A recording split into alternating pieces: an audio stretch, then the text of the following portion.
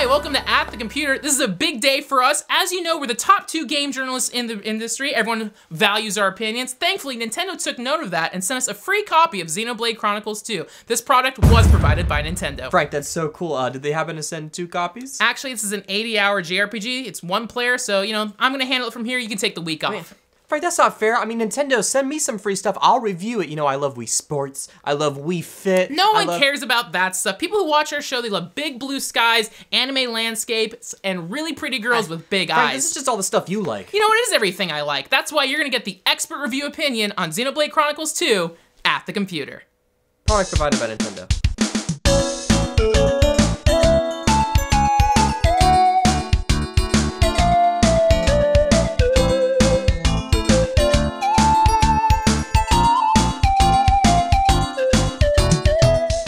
Welcome to Xenoblade Chronicles 2 at the computer. Ohio! All my JRPG fans. You know how we do. This is basically like when you go into Anime Expo and there's that giant cosplay hall. You know, it's real empty, but then there's people taking pictures. Xenoblade Chronicles 2 is the sequel to Xenoblade Chronicles and Xenoblade Chronicles X. There's a whole fucking Xeno series. There's Xenosaga. Xenogears, all that shit. I just jumped in with Xenoblade Chronicles, and now I'm here in the future with Xenoblade Chronicles 2. Whoa. Yeah, man. I guess you could. None of the games. It's like Final Fantasy. None of the games are like chronological. Good. Yeah, no. None of the games are like chronological where you gotta like play all of them. Anyways, my first note with this game is I don't understand the deal with airships and JRPGs. I mean, so you know, if you're a fan of the genre, you find plenty of airships. You're kind of like a scuba diver. Wait, what? Yeah. Why are you on an airship then? Anyways, I'm gonna show this off real fast. Wait, I'll get to that part later. This will be a spoiler-free review, but you know. I want to show off this town real fast. This is like the first area you start in, but this reminds me of like the bathhouse in Studio Ghibli in Spirited Away. All the towns in this game are real fucking dense. There's all these little like fucking anime boys. I don't know. Like, they're called popos. They're called popos. Anime boys. Oh, there's treasure here. See, you're a little treasure hunter. Wait, what's going on? Who's that? This game, that's my girlfriend. She's not your girlfriend. Yeah, she is. This game has a lot of complicated systems, but don't think about that. Right now, I want to, oh, there's another treasure chest. It's real easy to get distracted in this game. You don't say. Look at my friend in the top left. She's gonna do a grind. Oh, now she's only your friend. Hey.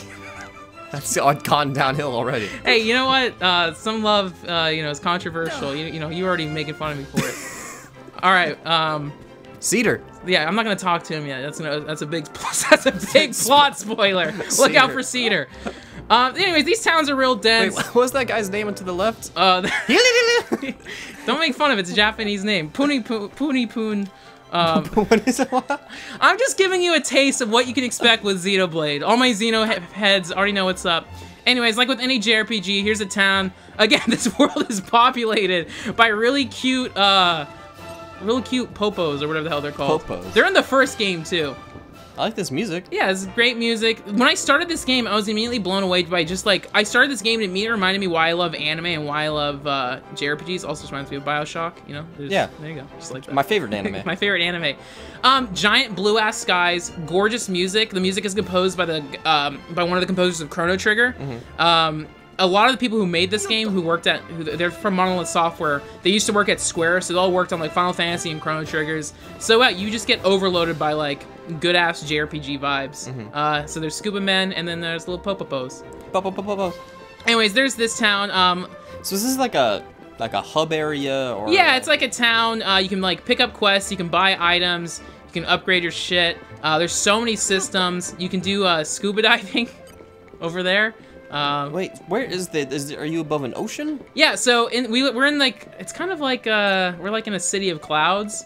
So where's the ocean? So the way the game works is you're on top of a giant mech. The whole world is on top of a giant mech, who's kind of like just riding through like the infinite. And it's kind of like a sea level. Clouds will go up and down. And depending on what time of day it is, the clouds will go lower and you can actually find secret stuff. Oh. But real fast, I'm gonna show you, your main character is a scuba diver. So, your plot, just like any JRPG, you're a boy, you want to see the world. Okay. You're on top of a giant mech. I fucked that up. What? Shit. Okay, well. Hey, There's too much going on in this game. That seems like 3 buttons, Frank. Hey, hold on. I'm not used to playing on the Wii U or whatever. Hey, I still got some tokens. What? These crabs? Yeah. Okay. All right. I'll show off some of the combat. Wait, what? Where are you still on the ship? Yeah, I'm on the ship. I got some crabs to gotta fight. Have you never played a JRPG, Bruce? I mean, I have, but never a Xenoblade game. Well, they're just crabs who are after your treasure. Oh, okay. They're the defenders of the treasure. So everything in this game is needlessly complicated. What is your girlfriend doing? She's fueling me up. She's not my. She's my girlfriend. Bruce confirmed it. So anyone else looking after Pyra. So it's kind of like Pokemon. You have 3 party members, and every party member they have what's called blades, and those are kind of your monsters who help you fight. And you can switch out your blades anytime in battle. So now I got this cool ass goth chick. It's kind of like Marilyn Manson. Are all the blades just women? No, all the ones I like to play as are women though. Oh. Yeah, you can get some hunky boy blades. I'll show you my hunky boy blades later. But you know, I like surrounding. Yeah. What do you like, Frank? What was that? I like having cute stuff on screen. You know what? Oh, cute stuff. Like crabs. Yeah. You know, I didn't choose to be a boy. They make you play as a boy. I would play as Pyra. You have this cute cat girl in it too. Anyways, combat in this game is kind of slow. Like this is just trash mobs, and this is like a giant boss battle. And I'm like 4 levels higher than all these too. There's a lot of it says cool. It's a lot of stuff happening. There's a lot of dialogue happening. So you got AXB. Like, oh. So what are you? Is this active? Like, are you hitting buttons to fight? Yeah. So, okay. So on my bottom right, I have. So by not doing anything, you're auto attacking, and your auto attacks increase the more you just sit there and auto attack. But you can do your specials on the bottom right. So I can do a back attack. I can do a side attack, which does more damage. If my party's low on health, I can do one that will spawn health potions. Oh, now he's evading. Did he glitch out? I think he glitched out. No, he's just chilling. You can pop a super, and then you gotta do this DDR stuff to hit it. And then your party members are also fighting it. But this is just a trash mob, and it takes forever to kill. And I know you can be super tight with like the timing of everything to get it done faster. But yeah, the combat's like pretty complex in this game. Wait, what's timing of what? Like just the button presses? So okay, the way auto attacks work is there's kind of this rhythm to the auto attack, and you see my damage going even more. Yeah. If you hit one of your like special moves right after you do an auto attack, see right there, you'll like combo into it, and you'll do more damage. Okay. So I auto attack, and then this. I see. And now you see on the bottom right, every time you do like a special move, you charge up your super. So now my super is at like a level 2, so I can spawn that, and then Pyro will do some fancy stuff in the air, and it'll say excellent, and now we just nuked him. So all that, and I got some coins and XP. There you go. That's it. And did you dive? Oh no, I did dive earlier, and that's what I found. I found crabs and treasure. I know, because everyone needs to see that. I just want to prove myself. Okay. Okay. Oh, there we go. So it's amazing how you missed all 3 before. Yeah, I'm just kind of showing you, just showing you what happens if you fail, showing you what happens if you achieve it. So because I did a perfect dive, I'll get better loot. I'll run away from these crab boys. Wait, so they just spawn every time you go do a dive? Yeah, well, it's just no risk, no reward without risk. If you. How do they get there? They're guardians of the treasure. Oh. I don't know. Hey, you know what? I'm gonna get out of here. I'm gonna skip travel. All right, so there was some crabs there I didn't want to fight, so instead I skip traveled. The reason why I love Xenoblade Chronicles 1 is it was a very friendly JRPG. Like, I love anime, I love like JRPGs and stuff, but there's such time sinks, like to the point where like it's a real like it's intimidating to play. Yeah. Xenoblade Chronicles made it really easy. These are lower level mobs, so I can talk while I kill them. Xenoblade Chronicles 1 has all these mechanics, same thing with this game, that makes it really easy and fun to play. You can fast travel, skip travel to anywhere in the world that you've been. Like, you can't even do that in some of the Final Fantasies. You have to walk everywhere, and, walking ain't no fun. Yeah. After you get out of a battle, your health regenerates automatically, whereas, like, in Final Fantasy, you have to take health potions or something, like, or you have to go back to an inn. So it makes it real easy and friendly to grind. Now that this is on the Switch, you can pick up and play, which makes it really easy, and which is why I'm happy that the sequel's on the Switch with good graphics. Yeah, because you love your room a lot. Yeah. If you die, there's no punishment. So that's something that I bounce off of Final Fantasies and other older games a lot. Whereas if you die, you have to like load an older checkpoint, and it's like you can lose progress. If you die, you kind of respawn to the nearest like checkpoint, but with all your items, no health, and you don't lose anything. So the game kind of encourages open exploration, and you might run into like a monster that's like 10 levels higher than you and wipes you out immediately, but it doesn't like fault you for it, you know? So the game encourages you to run around and explore. All right, so I walked a little bit deeper into the cave where it gets a little prettier. Yeah, this game is really pretty, and like it encourages exploration, and I would say like every like 5 to 10 hours or whatever, you unlock like a new like giant area to walk around in, and within those areas there's all these like quests and stuff. I just like this area. It's raining now, so the colors are a little muted, but it's very like purple and neon, which reminds me a lot of like World of Warcraft and the Outlands. I gotta get this. Wait, what is that monster called? All these monsters have really complex names. Oh, Prom Piranhas. I gotta kill this guy for a quest, so I'm gonna do that real fast so I talk a little bit more. That's a Nomad Rhinon. Nomad Rhinon. Jesus Christ. So, Xenoblade 1 and, like, this game kind of has, like, an MMO structure, and I guess Xenoblade Chronicles X, where it's, like, you have all these side quests, there's lots of, like, items you can grind out, and, like, a lot of JRPGs have grinding, but the reason I really like Xenoblade Chronicles 1 is it felt like a single-player MMO, and for some people that's a turnoff, and Xenoblade Chronicles 2 is definitely more linear, but I like games where I can just jump in, explore, and kind of zone out and play, and so, like, I've been enjoying this. This game does have more of a story focus, I think, than Xenoblade Chronicles 1. Like, you're getting these big cutscenes, like, pretty often, whereas Xenoblade Chronicles 1 had so many side quests and little things you can just get lost in. This game kind of keeps you on, like, a more narrow path. So I haven't been able to, like, drift away too much while playing it. So if you want a more linear adventure, this is up your alley. What's the story here, then? Okay, so the story, to the best of my ability, look at this big fat Pokemon. What is it? That's Snorlax. He's one of the Blades. So the story, to the best of my ability, without any spoilers, so in this fucking anime world, there's no, like, planets. Instead, I'm sure there's gonna be comments correcting me. Don't correct me. This is the definitive. Yo, DM version. Frank. No, I'm 100% right. I'm rewriting this. You know, it's kind of like when they retranslate films when they bring them from Japan to America. Anyways, you are a little scuba boy. You want to see the world. You have visions of, you know, being a great adventurer one day.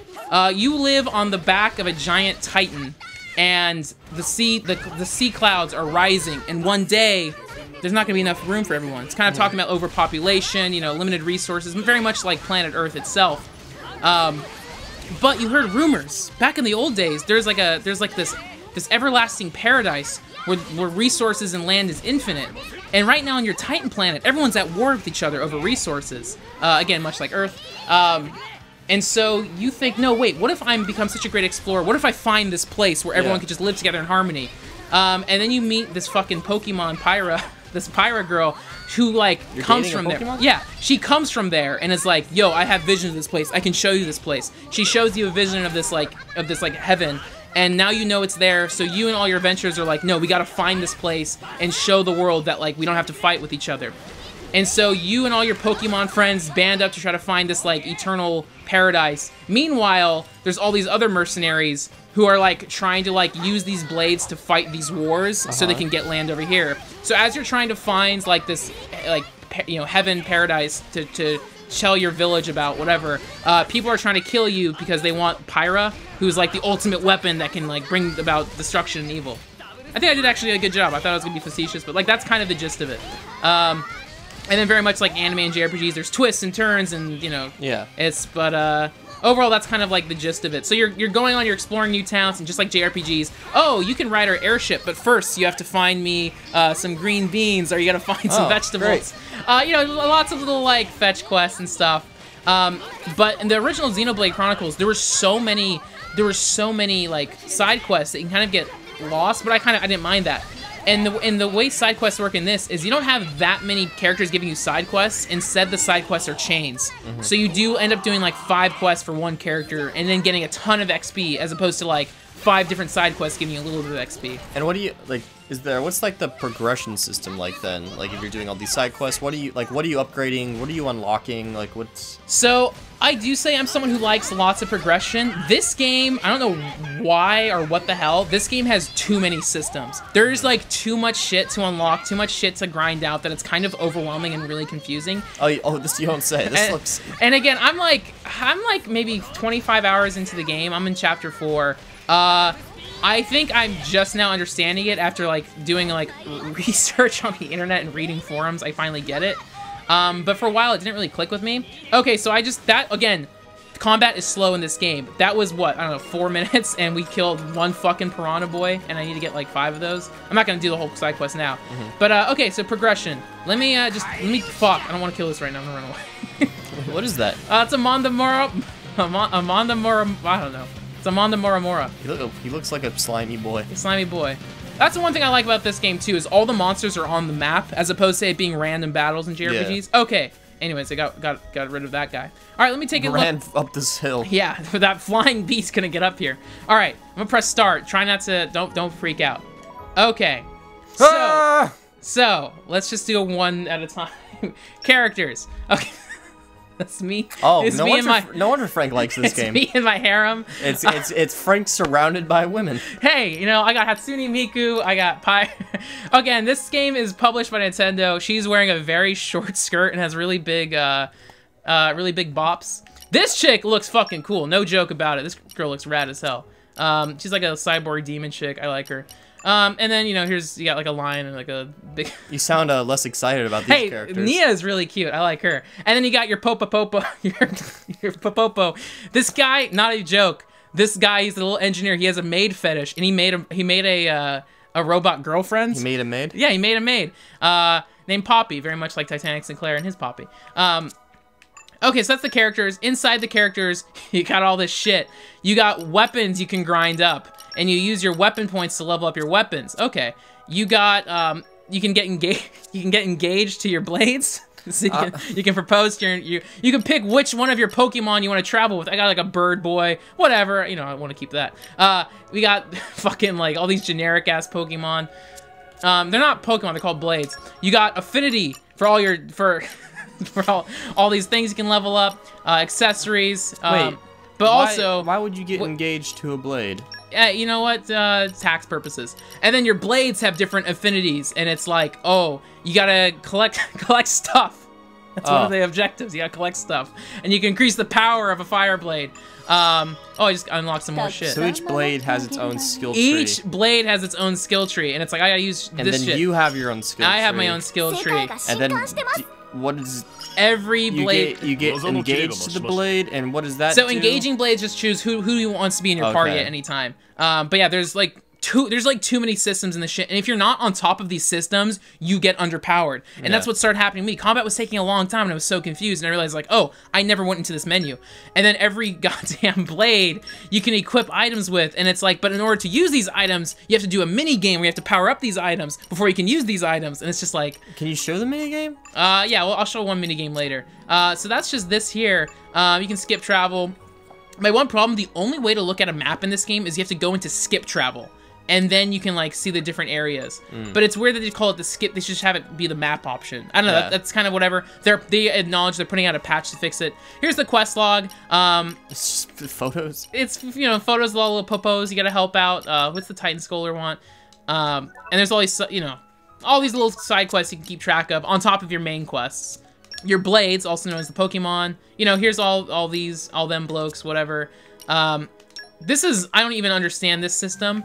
So, you have to, in order to get some of these, blades, you have to, like, summon shit.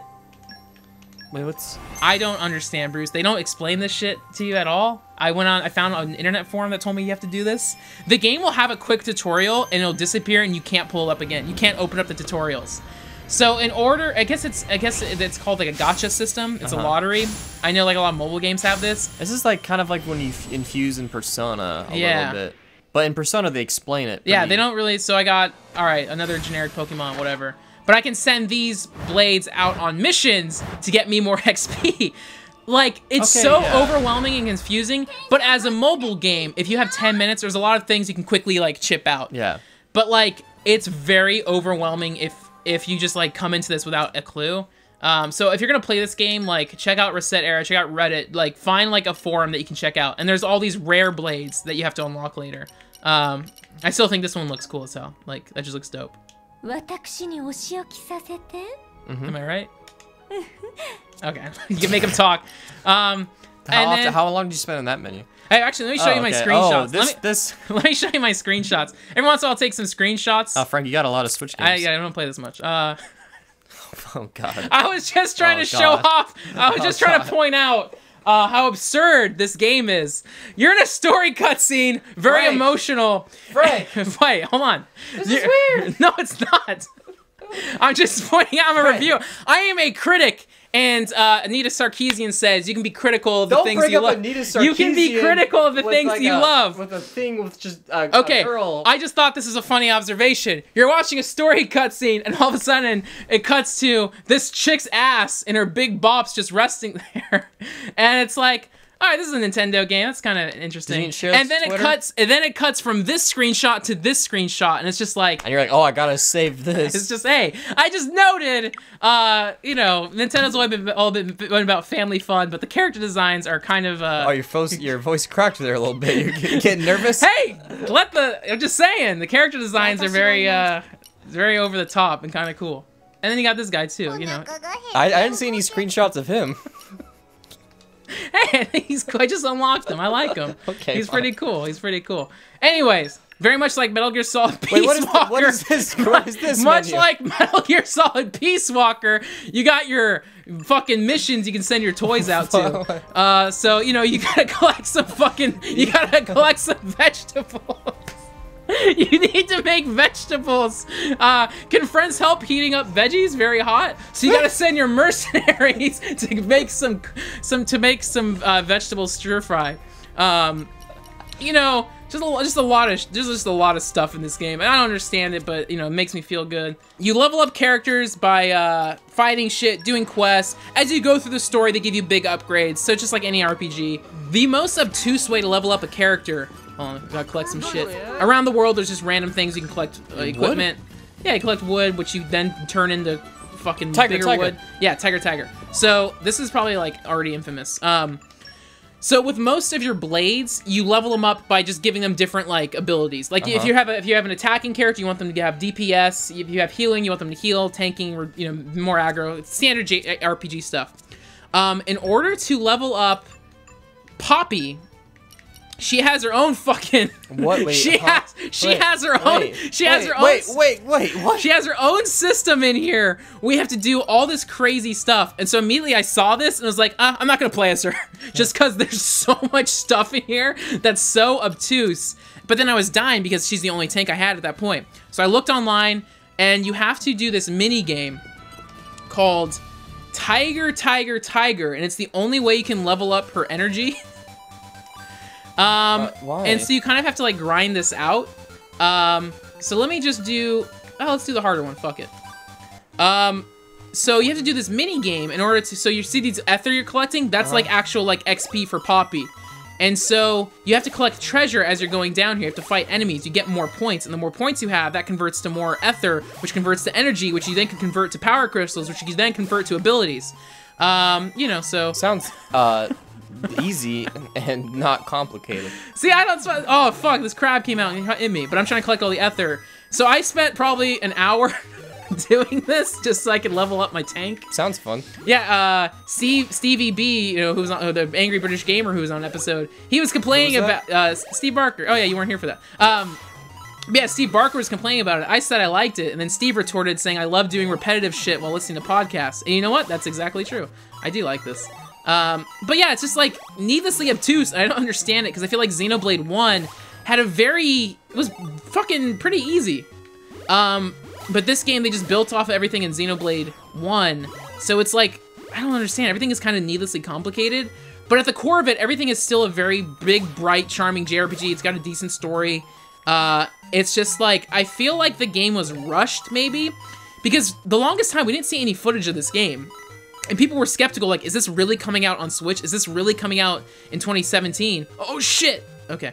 But they hit their mark, but like, general consensus, people like this game, and it's good, but there's all these systems and mechanics that aren't, like, fully fleshed out or explained well. I say it's maybe a little too fleshed out. Yeah, and so, like, I just think, like, I don't know, maybe they didn't have enough time to gel it. Oh, I collected all the treasure! Alright, let's see how many ether I get. So, for completing these mini games, you get, again, this is just like a side thing, but, you know, it's in here. Let's see what I get. I'm on pins and needles. I didn't get any treasure. I already did this mini game, so I didn't get anything cool. That's it! I didn't get everything. Whatever. Oh, so then I got all these items, which I can then use to level up Poppy. Another huge thing that, like, they explain once and you kind of forget about is the only way you can level up from doing side quests is you have to go to an inn, and that's when you cash in your XP. If you're just running around the world hitting monsters, you still get XP, but you get your most XP from doing side quests, and you have to sleep at an inn to level up. And so if you, like, again, if you forget about one of the millions of systems in this game, you'll kind of, like, fall behind. So I finished leveling up, I'm gonna take a nap. Similar to Chrono Trigger, any JRPG, it's got this nice little, like, in music. Chrono Trigger's in music in Final Fantasies are, like, ooh, very good. But, yeah, that's Xenoblade. It was a rainy day, so, you know, it wasn't as pretty, but big-ass JRPG. Still has the charm of Xenoblade 1. Again, I like this game a lot, but there's just so many nitpicks. But you know what? If you got a better grasp, you got more free time, then it won't be as stressful. But it's just fun chilling out and collecting vegetables for all your little Pokemon friends. And you can talk to Avon. He'll talk about wood if you talk to him, so, you know. I mean, he's not the only one. Yeah. All these beefy men just working out, chopping woods. Little dinosaurs, little alligators, bigger ones. Fun never ends in the world of Xenoblade. Cool. So that was Xenoblade Chronicles 2 out on the Nintendo Switch. I would recommend, if you haven't played Xenoblade Chronicles 1, you might want to start there. Not for any story reasons, but because Xenoblade Chronicles 1 is one of the best JRPGs, like, of all time. Like, it's really good and friendly. It's on Wii, it's on the 3DS. The best way to play it is if you emulate it for PC using Dolphin. It's in 1080p, you can play it with the Xbox controller. Because I played Xenoblade Chronicles 1 and loved it, I'm able to go into Xenoblade Chronicles 2 kind of ready for its kind of obtuse combat. I was able to, like, master Xenoblade Chronicles 1, so I understand the combat of 2. They just still add so many layers on top of it that it might be overwhelming going into it blind. If you aren't familiar with the series, it is okay to start with here, but you kind of need some internet guides, or you kind of need to do some research, because the game doesn't do a good job explaining a lot of things. But if you have a lot of time, if you want something portable, like, this is great. It has all the check marks of, like, good JRPGs. Like, it's got a super anime story, lots of characters. It's really pretty. It's a really pretty game. You can download a Japanese DLC packs to play it like an anime, which I like, I appreciate. The people who worked on this worked on Chrono Trigger, Final Fantasy, so it's got that clout behind it. It's a good game, just a lot of weird problems, but they are patching it, so maybe it'll get even better down the line. But I give it a thumbs up. Yeah, you know, for me personally, I never played Xenoblade Chronicles because it was on the Wii, and I just don't know if... I was thinking going into this I was going to try it, but I really don't know if I am. I've never really played a Final Fantasy either. Like, I love Persona. Persona's amazing, but this just looks needlessly complicated. Again, I'm not at a place to really review it, but as of right now, it's, like, kind of just a no thumbs. I'm not really sure how I feel about it. Like, I don't know, like... kind of gave me a headache.